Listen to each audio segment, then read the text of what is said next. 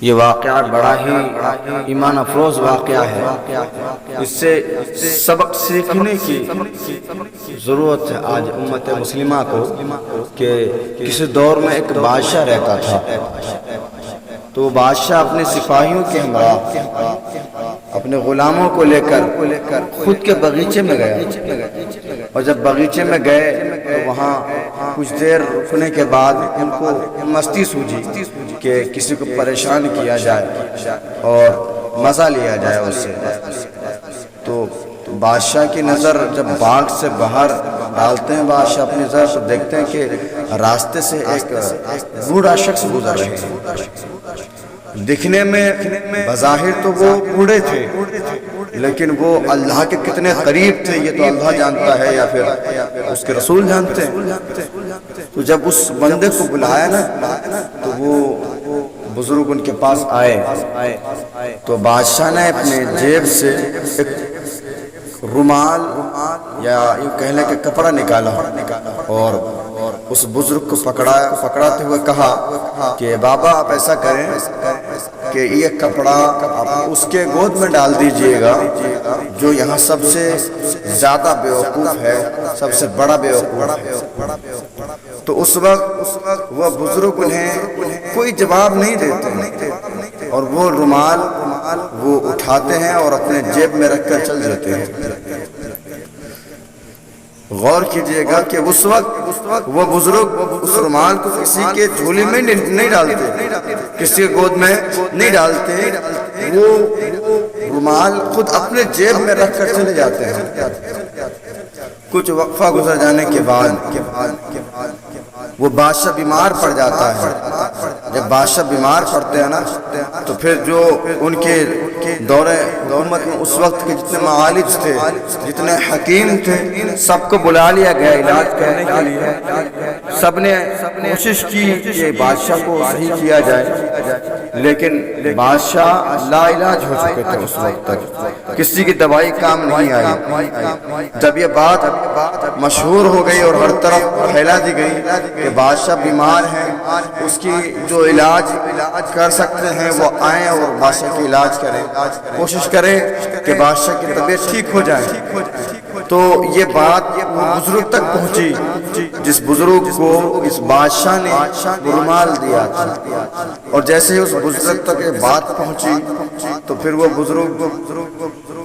اس دربار میں، بادشاہ کے دربار میں آتے ہیں اس رومال کے ساتھ۔ اللہ، جب اس رومال کے ساتھ آتے ہیں نا تو وہ رومال اٹھا کر جیب سے نکال کے اٹھا کر کے بادشاہ کی جھولی میں ڈال دیتے ہیں، اور بادشاہ کی جھولی میں ڈالتے ہوئے کہتے ہیں کہ بادشاہ اس باغیچے پر جتنے بھی لوگ موجود تھے،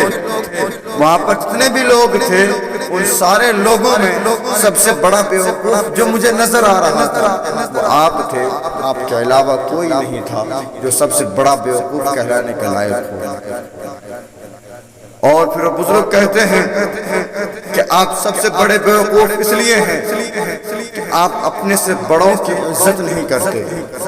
آپ سب سے بڑے بیوقوف اس لیے ہیں کہ آپ کو رب تبارک و تعالیٰ نے دولت عطا کی،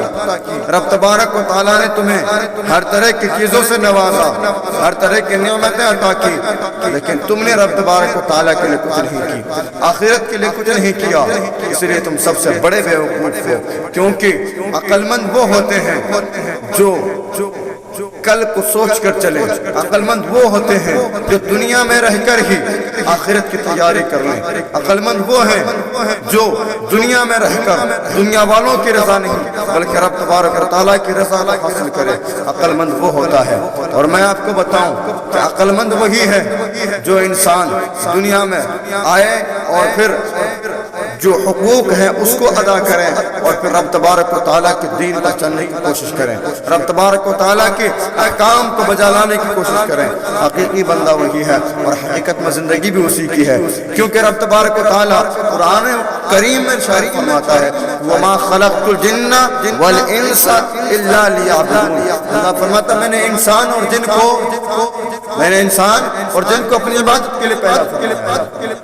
اللہ فرماتا ہے نا کہ میں نے انسان اور جن کو اپنی عبادت کے لیے پیدا فرمایا ہے، لیکن آج غور کیجئے کہ انسانوں کے حالات کیا ہیں، انسان کہاں سے کہاں پہنچ چکے ہیں۔ آج انسان کو عبادت کے لیے کہا جائے تو کہتے ہیں کہ ہم نے تو کوئی گناہ ہی نہیں کیا، ہمیں نماز پڑھنے کی کیا ضرورت ہے، ہم نے تو کوئی گناہ ہی نہیں کیا، ہمیں زکوٰۃ نکالنے کی کیا ضرورت ہے۔ یہ آج مسلمانوں کے حالات ہیں۔ میں آپ کو بتاؤں کہ نماز نہ پڑھنے والا سب سے بڑا گناہگار ہے، کیونکہ نماز رب تبارک و تعالیٰ نے اس پر فرض کی ہے، اور فرض کو وہ ہلکا جانے وہ مسلمان ہو ہی نہیں سکتا، کیونکہ اختلاف ائمہ اربعہ کے درمیان تو ہیں کہ لیکن وہ اس میں اختلاف نہیں ہے جو انسان نماز کے فرض کو اہم نہ جانے، حقیر نہ جانے، وہ بلا شبہ کافر کہا گیا ہے شریعت اسلام کے اندر۔ لیکن آپ دیکھیے کہ آج ہمارے معاشرے میں نماز کی فرضیت کو اہم نہیں جانتے، ہلکا جانتے ہیں، اور جو واجبات ہیں انہیں ہلکا جانتے ہیں۔ آج ہمارے ماحول دیکھیے مسلمانوں کے اندر کہ جو چیزیں ہم پر فرض نہیں تھی، جو چیزیں ہم پر واجب نہیں ہیں، ان چیزوں کو مضبوطی سے پکڑے ہوئے ہیں کہ یہ کرنا ضروری ہے، یہ کرنا ضروری ہے، لیکن میں آپ کو بتاؤں کہ جو ضروری ہے ہم نے اسے بھلا دیے ہیں، اور آج اس لیے ہم بھٹک رہے ہیں۔ میرے دوستو، رب تبارک و تعالیٰ نے ہمیں عبادت کے لیے پیدا فرمایا، لیکن ہم دنیا کو حاصل کرنے کے لیے عبادت کو بھلا بیٹھے ہیں۔ میں آپ کو بتاؤں کہ انسان کی زندگی کیا ہے، انسان کی حقیقت کیا ہے۔ انسان یہاں دنیا میں جتنا چاہے وہ کہہ لے کہ یہ میرا ہے، یہ فلاں جگہ میری ہے، وہ پلاٹ میری ہے، وہ چاہے کچھ بھی کر لے دنیا میں، وہ جتنی چیزیں تیار کر لیں گے وہ ساری کی ساری چیزیں یہی دھری رہ جائیں گی۔ وہ شاعر کہتے ہیں کہ یہ جو باغ ہے اس کے ہزاروں مالی تھے، یہ جو باغیچہ ہے اس کے ہزاروں مالی تھے۔ جب سکندر دنیا سے گئے نا اس کے بھی دونوں ہاتھ خالی تھے، جب سکندر دنیا سے گئے تو اس کے بھی دونوں ہاتھ خالی تھے۔ تو اندازہ لگائیں کہ سکندر جیسا بادشاہ جب خالی ہاتھ جا رہا ہے تو آپ اور ہم کیا معنی رکھتے ہیں۔ آج ہم دنیا کو حاصل کرنے کے لیے حلال اور حرام کی تمیز کو نہیں پہچانتے ہیں، اپنے بچوں کو کیا کھلا رہے ہیں اس تک کی تمیز نہیں کر رہے ہیں۔ یقین جانیے کہ اگر آپ اپنے بچے کے پیٹ میں حرام نوالا ڈالیں گے، اگر آپ اپنے بچے کے پیٹ میں ناجائز نوالا ڈالیں گے تو وہ بچہ آپ کے مرنے کے بعد آپ کو غسل نہیں دے گا، وہ بچہ آپ کے مرنے کے بعد آپ کے قبر میں جا کے فاتحہ نہیں پڑھے گا، کیونکہ آپ نے اسے حلال نہیں کھلایا۔ اگر حلال کھلاتے تو اس بچے کے اندر وہ غیرت ہوتی کہ پھر وہ کبھی بھی جب بھی وہ قبرستان کی طرف جاتا تو آپ کے قبر کے سامنے کھڑے ہو کر کے، آپ کے سرہانے میں کھڑے ہو کر کے سورہ فاتحہ کی تلاوت کرتے اور پھر رب تبارک و تعالیٰ کی بارگاہ میں دعا کرتے کہ اے پروردگار یہ میرے والد محترم ہیں، یہ میری والدہ محترمہ ہیں، اے رب تبارک و تعالیٰ تو ان کے گناہوں کو بخش دے، یہ دنیا میں جب تک رہے میری کفالت کرتے رہے ہیں۔ اے پروردگار جس طرح سے انہوں نے مجھے دنیا میں دیکھا بھالا ہے، جس طرح سے انہوں نے میری دنیا میں پرورش کی ہے، خیال رکھا ہے، اے پروردگار عالم تم میرے ماں باپ کے بھی اس طریقے سے خیال رکھنا۔ اگر آپ اپنے بچوں کو حلال کھلائیں گے اور شریعت اسلام کی تعلیمات دیں گے تو بچہ آپ کی قبر میں آ کر کے اس طرح کی دعائیں دے گا۔ اگر آپ اپنے بچوں کو نہیں پڑھا لکھا سکے، شریعت اسلام کی پابند نہ کرا سکے، اپنے بچے کو حلال کمائی نہ کھلا سکے،